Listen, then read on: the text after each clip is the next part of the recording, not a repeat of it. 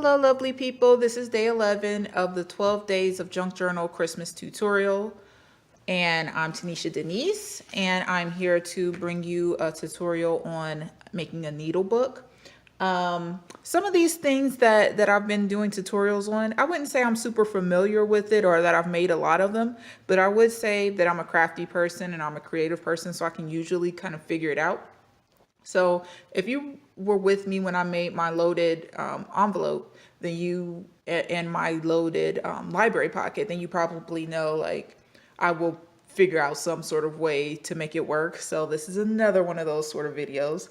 Never made a needle book before, but I pretty much see how they went, and I've researched a lot of them so I can have an understanding of how to use it. So it's not really paper craft, it's more fabric. I don't have a sewing machine, so everything's going to have to be sewn by hand or hot glued. So we'll see how that goes. And I'm pretty low on time today, so I don't know if I'll be able to do like step by step by step. I may be able to show you what I'm going to do and then come back with it done. So we'll see how that goes. But anyway, I'm going to make a needle book. Going to use this cover. I did not make this cover today. This is an old cover. It's from a Daphne's Diary. I thought this paper was so beautiful, and I wanted to make something that was larger. So that's why I still have this cover. I'll explain it to you in a second. So let me tell you the size first so you can kind of get an understanding. 7 by 9. So you know that's kind of a strange size. You're not really going to be able to fold copy paper in half and get a signature on a size like that. So once I realized that, I was like, oops, why did I do this? So I wanted to make sure that I had this on the cover, and that's why I made like a Franken page. So I glued paper together, I sewed it. You can tell that that's hand sewing. And I glued like a big large Franken paper all together, sewed it, and then put it in a cover, which is made of some sort of cardboard, burlap on the inside, lace pockets, twine as the closures with these kind of pearl, I don't know, embellishments. And I made the cover thinking, okay, I'll make the inside later. And then when I went to go make the inside, I realized, oh, regular copy paper can't handle this. And I didn't have any large enough paper to make the inside. And then I started to look at it. I kind of didn't like it. So I just kind of put it aside. So do you ever do that? You'll make part of a journal and you'll put it aside because you end up not liking it. So I've kept looking at this recently, like I feel like I can use this. This is not, why did I didn't like that at the time? Another thing, you know, you don't like something at the time and then later on you come back to it like, oh, I do like this. So I like it. And I'm thinking it could be cute for the outside of a needle book. I mean, I know it's not fabric and usually people use fabric as the outside, but still I think that it could be useful as the outside of the needle book. So that's what we're going to go with. So it has fabric pockets or lace pockets. I have a bunch of these little, well, not a bunch, but this is from a friend. Chrissy, if you're watching, this is from you. And it has the, it's one of those little gauze, is it called gauze? One of those little bags, you know, with the drawstring. So I'm going to use some of those and maybe just put them in the pockets with beads or whatever. I think that's how I'm going to do that. I have some like trim and stuff and a vintage napkin over here. I'm not going to put this as one of the pieces on the inside. I think I'm going to have this as a supply inside. But the main thing I want to be able to store in this book is I want to put my needle in there. I want to put some thread in there, and I want to put this thing because I'm getting tired of this. What's this? I'm getting tired of this just being in a box. And it's just, I don't know, but it's also sharp. So I got to figure out how to put that in there. But that's what I want to put in there. Needle, thread, trim, maybe some buttons, and my awl, and then whatever else fabric wise that I can fit in there. So let me also show you what I'm going to start off with that I've already kind of cut out. So to start with, I have this piece of an old scarf. And that's going to be the outside, so it'll be, you know, like that in there, and it's going to be real nice and thick. It's just going to be this as the page. So it'll be the scarf with two sides of the scarf, inside I just have this piece of sweater to give it some thickness, and then a piece of felt to also help give it some structure, but also give it some weight. So I'm going to sew that kind of like how you would a pillowcase, turn it inside out and then sew the edge. And then hopefully it'll close like that, and it'll be, and then I can sew it, I guess, to the, to the spine. And then once that's in there, I want to sew, and I might sew this beforehand to make sure that it can fit. That's why I kind of have it. I want to sew this, and here I want to be able to put buttons. So I want to be able to, like, maybe I'll just put some stitching right there and then be able to put buttons on either side. And then I want to sew this on, on one page, and it's like, it'll fold in half and I can put my needles in there.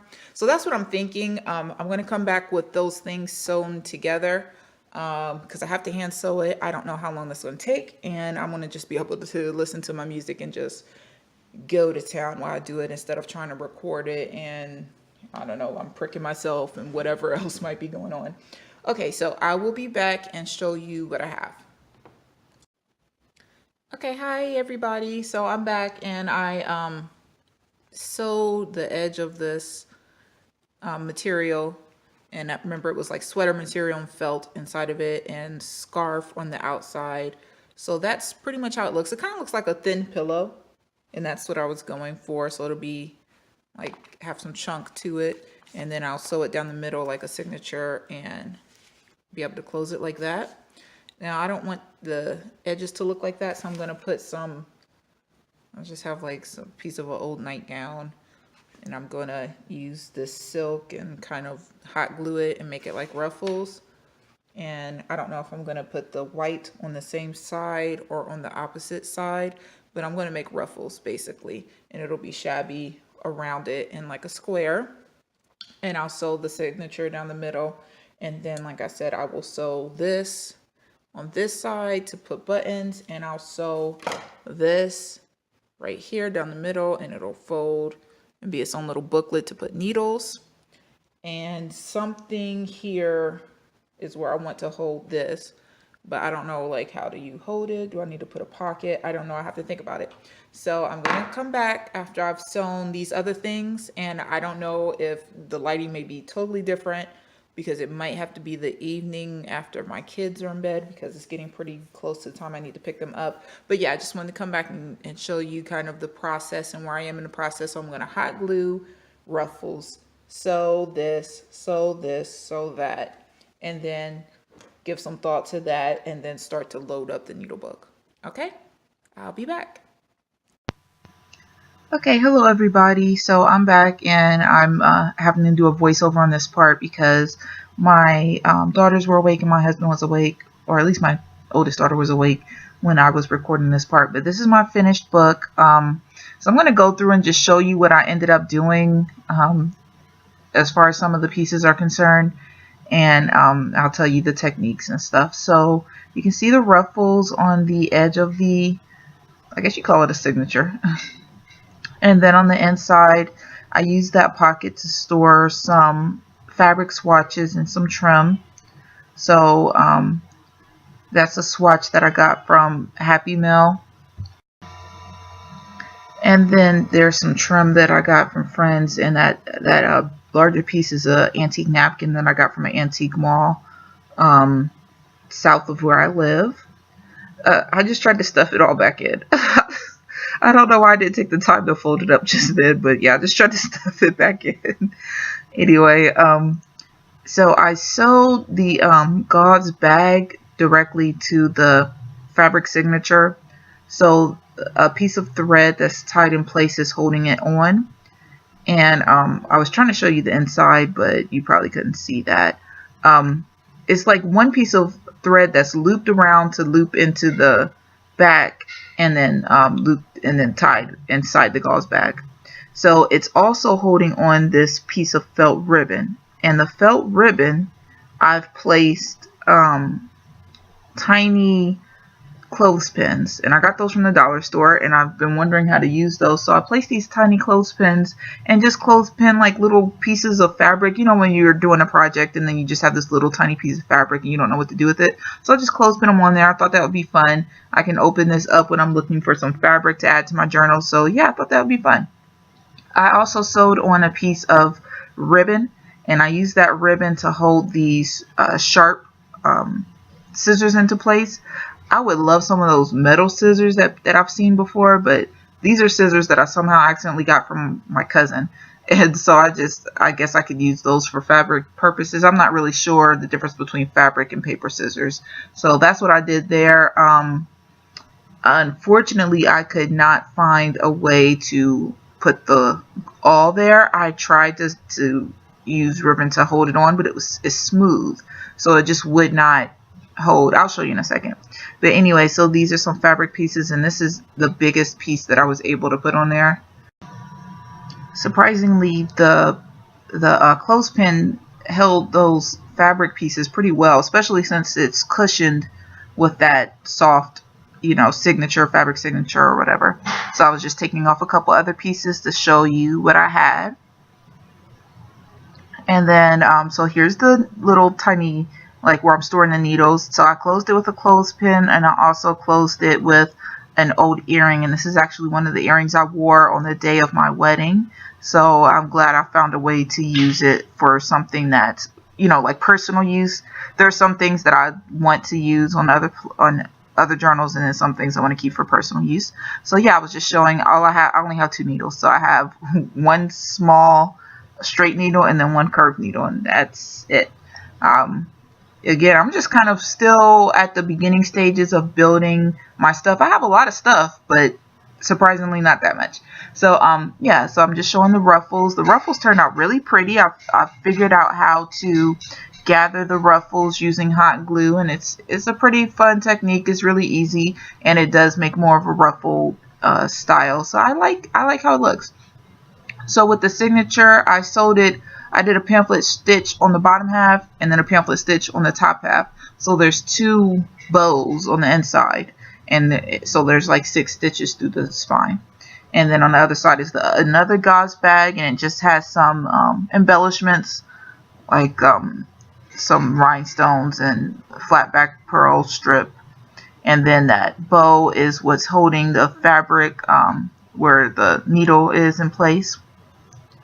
So in the back pocket, I have I made like I don't know what you call that, but I wrapped some trim around it.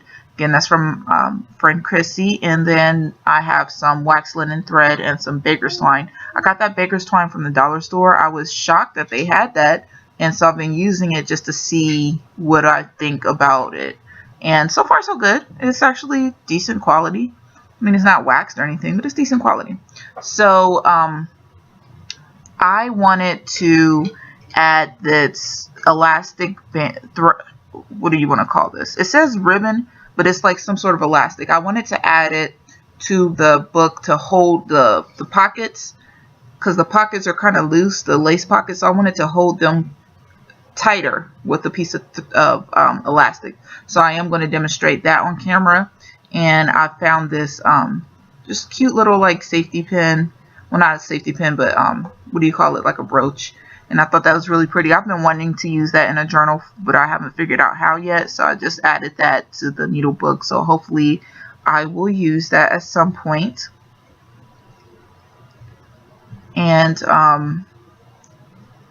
yeah, so I'm just trying to figure out exactly how I'm going to go about putting in the thread. Okay, so now I'm just going to go ahead and demonstrate for you how I'm going to wrap the elastic to just add some extra hold on the inside pockets. This is what's so fun to me about making things, like especially things for yourself, is if you mess up, it's not that big of a deal. If you, hold on, I'm showing you right here how the awl is so smooth. There was just nothing I could do to tie it down. The only thing I could think of would have been to put it inside of an envelope, but that's all I could think of. and I didn't like that idea. I didn't think that there was a place for envelopes in there, so I decided not to do that. And then I just took another like piece of fabric that I wanted to put away and decided to just put that in the needle book pocket. But yeah, oh, I was saying, yeah, that's the fun thing about making stuff for yourself or practicing making stuff. Like you can add to it, you can make mistakes. So definitely when you're first starting out, like, you know, make some stuff for yourself. I would never really be like, I'm going to make a needle book for sale on Etsy. That to me wouldn't make sense because I don't, like, this is pretty much my first one. So yeah, I would advise, you know, don't get ahead of yourself with that stuff. Just make a couple, make one for yourself. I'm sure you know one or two people who would love that as a gift. Make a couple gifts and then go full-fledged, because soon I'll be showing you guys some of my journals that I started making like last year and a little bit before that, and I've definitely come a long way, and I'm glad that I started making them without the intention of selling them originally. So anyway, I poked 2 holes with the awl, and I'm going to stop here and I'm going to speed it up a little bit. Okay, here we go. Now I've sped it up. So I'm going to go ahead and just put the elastic through.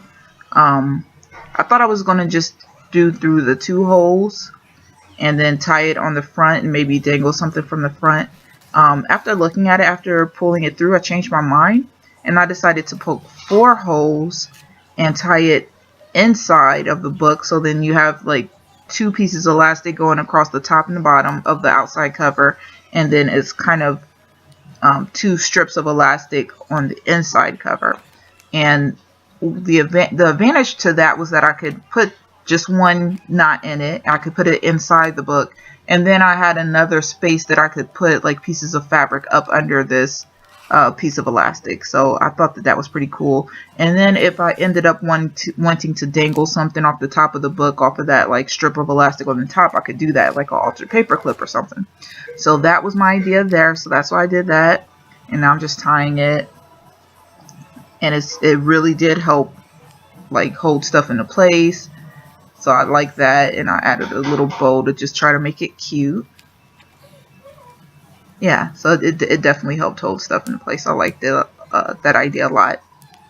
If you're liking the video and you are liking the tutorials, please make sure you like and subscribe. I would be glad to have you, and I intend to make a lot of fun videos in the coming new year.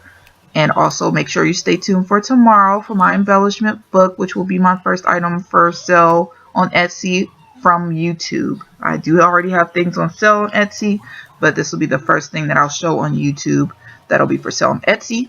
Okay, so let's continue. So I'm just doing the same thing on the back there. I'm adding the elastic to the back, punching the 4 holes.